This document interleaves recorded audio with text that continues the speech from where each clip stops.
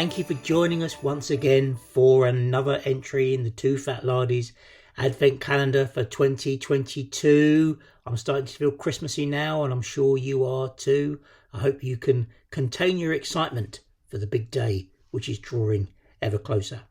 For now, though, I have the luxury of opening the next window on the calendar. So let's open the next door on the Advent Calendar of Lard and see what is written below.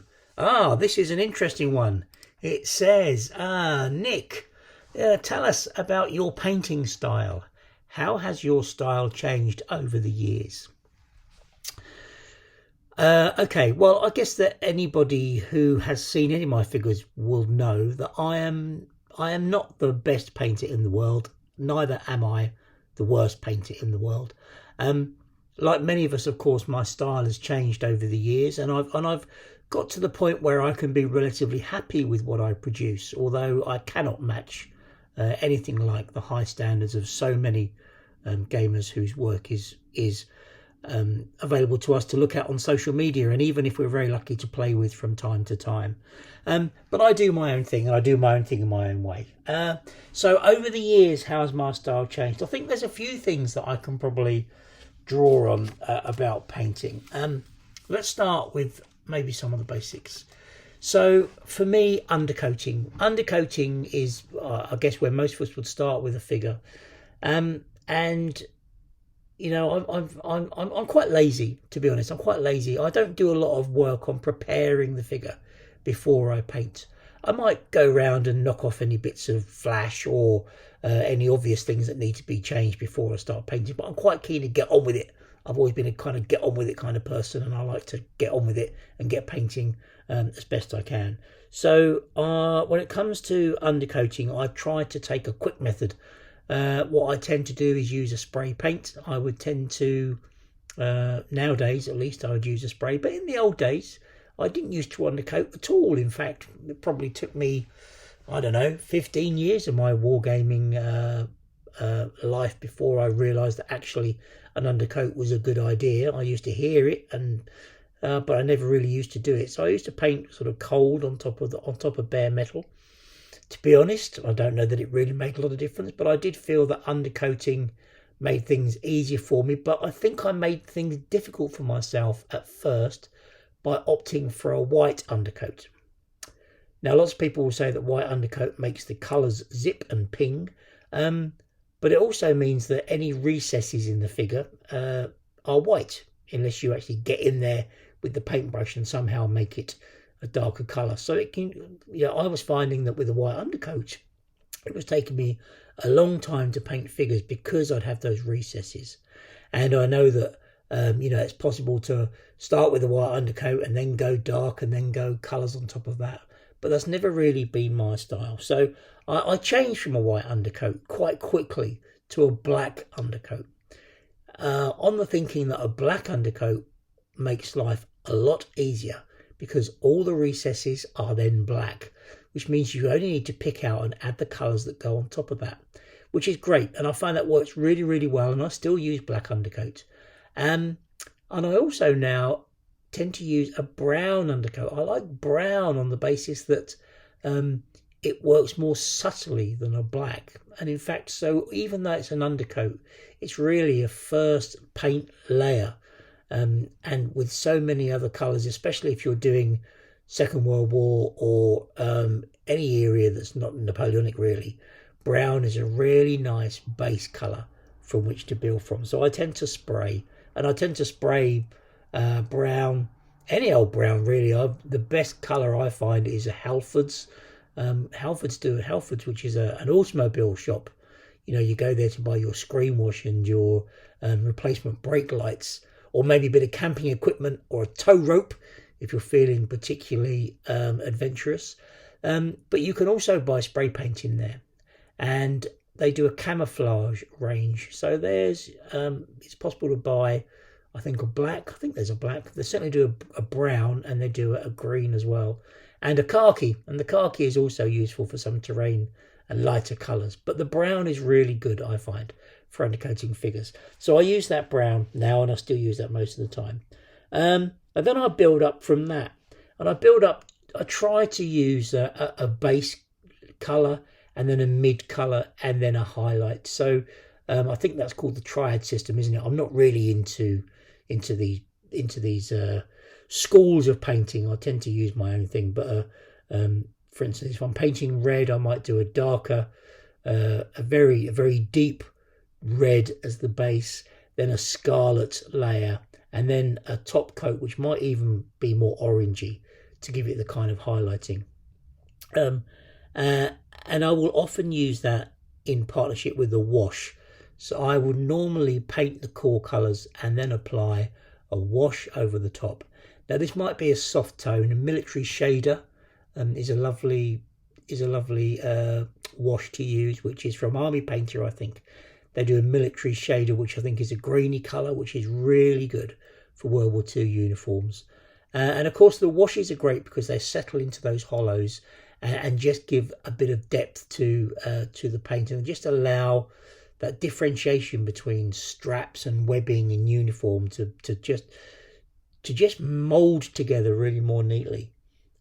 So I tend to do those core colours, then I tend to highlight, then I apply a wash, and then I will go over again and still apply another highlight. Now sometimes that's a mistake. Sometimes I find I should just settle with the base colours and then a wash. But sometimes that additional highlight layer where you go over and just re-emphasise some important colours really brings the figures to life. But sometimes I just know that I've done too much. Sometimes I then do another dry brush on top of it. And I do find that one of my personal challenges with painting is actually knowing when I've finished. Because I don't have a method as such, because I don't have a notebook, for instance, like Sydney. Sydney has a notebook and writes down everything he's painted and what colour he's painted it with. I don't have any of that. I'm very inconsistent with the way that I paint. My field grey that I use one week might be slightly different to the field grey that I use the next week. The colour might be a little bit different. I don't mind that because it gives my armies a kind of hodgepodge look, which is okay because that's the kind of look that I want. But not knowing when to stop, not knowing when a figure is finished for me can be a bit of a dilemma sometimes. I think one of the things that's really helped me with my painting is a realisation about the colour white. Now Jim Ibbotson, who's a fantastic figure painter, I remember him once saying, that you should never paint a pure white. There's nothing white. It's all different off shades of white. And you know what? He's a clever soul because he's absolutely right. And I have found that actually resisting the use of white and using instead things like a deck tan or a slightly off grey or a cream is really good because it just softens the white. I used to find that the whites on my figure were just too powerful, just too striking, and getting a pure white I found was always difficult, especially if you're painting on top of other colours as well. I never found the whites quite right until I realised that actually I didn't need to get my whites pristine. I just needed to get them to look creamy colour. And that really helped me a lot because it managed my expectation about what the colour needs to be and it gave the figures a much more realistic look. So yeah, I tend to use base colours and I tend to wash. When it comes to faces, what I do now, I never used to bother with faces particularly. I just used to do a flesh blob for about 10 years and then I tried to be clever and do a face with like a chestnut brown undercoat and then paint a flesh on the highlights of the cheeks and try to leave the dark recesses in the folds of the skin. I'll still do that, but I now put a wash over the top as well, and then I might do a highlight on the tip of the nose, etc. But one of the things I have had differences in approach on over the years is painting eyes. Now, first of all, when I was 28mm figures, I didn't used to paint eyes, partly because, of course, the figures in the 1980s, weren't really clear enough for you to paint the eyes. But of course, the moulds of today and with some of the quality of the moulds and the quality of the plastics, the eyes are quite clear. It's very tempting to try and paint the eyes. And I've gone through this with my Marty Feldman battalions. So, You know, like many of us, I've tried painting eyes, and what did that involve? Well, it involved putting a white blob in each eye and then a little black blob in the middle of each white blob. And of course, all that then gives you is a battalion of cross-eyed buffoons, because they just look ridiculous. Then I tried a different method of painting eyes, which was keeping the recess dark and then just putting two tiny dots of white, which represent the white of the eye either side of the pupil, and that worked better. But again, I still had the issue that my hand was uneven and the eyes looked particularly odd. So I kind of stopped doing that, and now I've gone back to the point where actually I don't tend to paint eyes. I just let them be dark recesses in the face, and I find that works a lot better for my style. So a heavy wash tends to be my style these days, to bring figures down a little bit in terms of their garishness, I guess. I use Vallejo paints mainly, and Citadel. I particularly enjoy Citadel paints, not only because of the ridiculous names that keep me entertained whilst I'm painting, but also I like the quality of the paint. I think is good, and I like the fact that I can pop the lid open and have a bit of paint on that lid, and then I can close it down again. So I do use a wet palette. I have used a wet palette, and that works. Admittedly, I was a long time before I tried it, but it does work okay. But with the Citadels, I can just use a little dot of paint from the jar, and that's really easy, especially if I'm just doing a little bit of painting here and there. So that realisation about white, though, and the eyes was kind of two themes, I guess, in my painting. I'm still learning new things. For instance, I heard the term the other day of oil pin wash.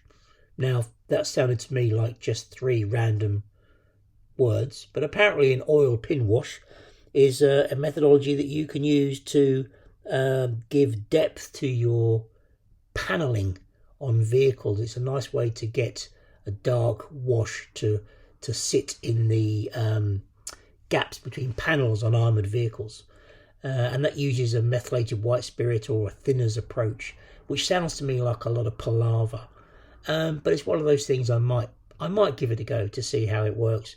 Although, to be truthful, I've kind of painted most of the tanks I'm ever going to need, so I don't know that I've got many tanks coming up in my pipeline that are going to be any good to me. In terms of managing the pipeline, I use a Trello. I actually do use a project management piece of software to manage my throughput of painting. Now, you might think that sounds extremely organised for me, and it is, but it does work for me because it enables me to keep track of what is in my backlog, what's in my mountain of lead, and also it enables me to move things through and look at what I have completed. And it's lovely to look back and see what you have done over the past year. That makes me feel good. And when I look back at 2022, I've actually done a huge amount of painting, principally driven by the games that we put on in Arnhem for the Chain of Command games that we run there. But I've actually had a really good year for painting this year, somehow. So that's about it, really, I think, on paintbrushing. I've never really been into airbrushing. I've never had the chance or opportunity or inclination to use an airbrush. And partly that, I think, comes down to the fact that I mainly do my painting in the dining room. So airbrushing in the dining room, that's not a good idea, is it? So I tend to avoid that, and I tend to use brushes all the time. And I use a Winsor & Newton brush if I have one, or if not, any brush that I can keep a fine point on. I'm sure that's not very different to your own style. So please feel free to add your comments in the notes section below if you're on YouTube about how your style works for you. And I hope you managed to get some painting done over the Christmas break. I'm certainly looking forward to getting the paintbrush out and doing some painting sometime over Christmas and New Year. And let's see what magic those brushes can create.